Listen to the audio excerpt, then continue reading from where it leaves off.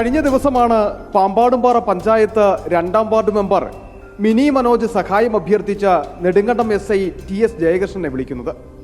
താന്നിമൂട്ടിലെ മലമുകളിൽ ഒറ്റപ്പെട്ട പ്രദേശത്ത് സ്ഥിതി ചെയ്യുന്ന വീട്ടിലുള്ള കിടപ്പ് രോഗിയായ വയോധികയെ ആശുപത്രിയിലെത്തിക്കാൻ സഹായിക്കണം.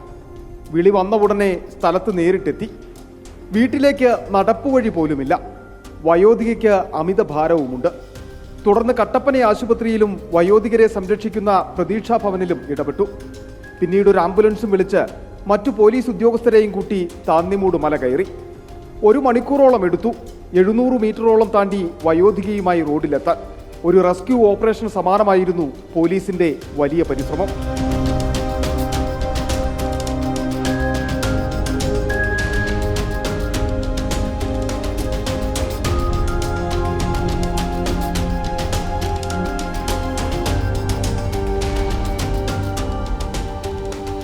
പാമ്പാടുംപാറ പഞ്ചായത്ത് 2ാം വാർഡിൽ ഒരു ഒറ്റപ്പെട്ട വീട്ടിലൊരു കിടപ്പ് രോഗിയായിട്ടൊരു സ്ത്രീ ഉണ്ടെന്നുള്ള വിവരം അറിഞ്ഞിരുന്നു.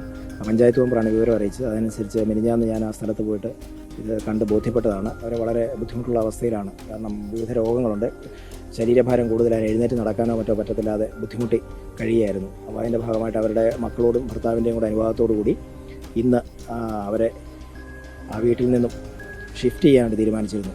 അവർക്ക് ചികിത്സയുടെ ആവശ്യമുണ്ട്, കൂടാതെ പരിചരണം ആവശ്യമുണ്ട്. അതിൻ്റെ ഭാഗമായിട്ട് ഇന്ന് നാട്ടുകാരുടെയും പോലീസിൻ്റെയും നേതൃത്വത്തിൽ അവരെ ആ വീട്ടിൽ നിന്ന് ഷിഫ്റ്റ് ചെയ്ത് കട്ടപ്പന സെൻറ്റ് ജോൺസ് ഹോസ്പിറ്റലിലേക്ക് ചികിത്സയ്ക്കായിട്ട് മാറ്റിയിട്ടുണ്ട്. അതിനുശേഷം അവിടെ തന്നെയുള്ള പ്രതീക്ഷാ ഭവനിലേക്ക് അവരുടെ സംരക്ഷണം ഏറ്റെടുക്കാമെന്ന് പ്രതീക്ഷാ ഭവൻ ഡയറക്ടറെ അറിയിച്ചിട്ടുണ്ട്. അപ്പോൾ അങ്ങോട്ട് മാറ്റുന്നുണ്ട്. അപ്പോൾ ഏറെ ദുർഘടം നിറഞ്ഞ ഒരു 700 മീറ്ററോളം വഴിയില്ലാത്ത ഒറ്റയടി പാതയാണ് അവരുടെ വീട്ടിലേക്ക്.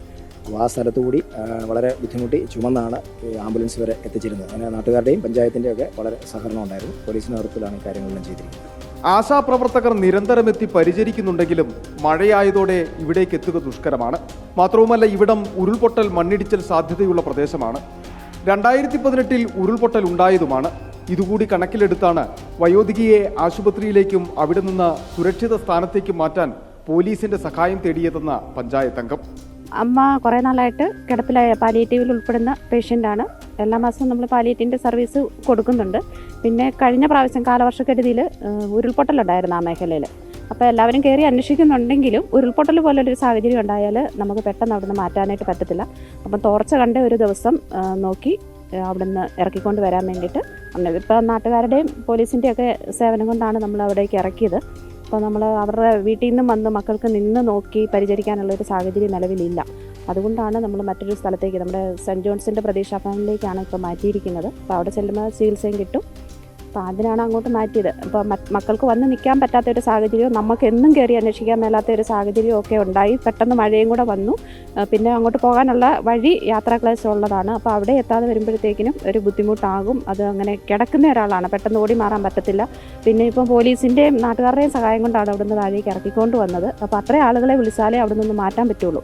അപ്പോൾ ഇതെല്ലാം കൂടെ ഇങ്ങനെ ഒരു വലിയ സാഹചര്യം ഉള്ളതുകൊണ്ട് നമ്മൾ പോലീസിൽ അറിയിച്ചു. അവരുടെയും കൂടെ സപ്പോർട്ടോടു കൂടി അവരുടെ ഒരു നല്ല സഹകരണം ഉണ്ടായിരുന്നു. അപ്പം പിന്നെ പോലീസ് സ്റ്റേഷനിൽ നിന്ന് തന്നെയാണ് പ്രതീക്ഷാ ഭവനുമായിട്ട് ബന്ധപ്പെട്ട് വേണ്ട ക്രമീകരണങ്ങൾ ചെയ്തത്.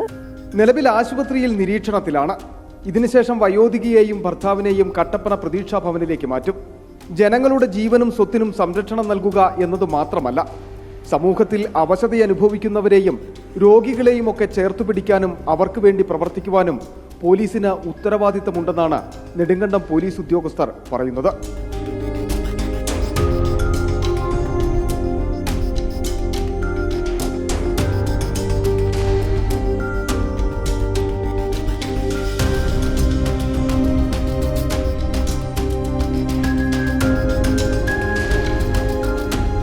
വിമർശനം എത്ര ഉയർന്നാലും എത്ര പഴി കേൾക്കേണ്ടി വന്നാലും ഇവർക്ക് പരാതിയും പരിഭവവുമില്ല.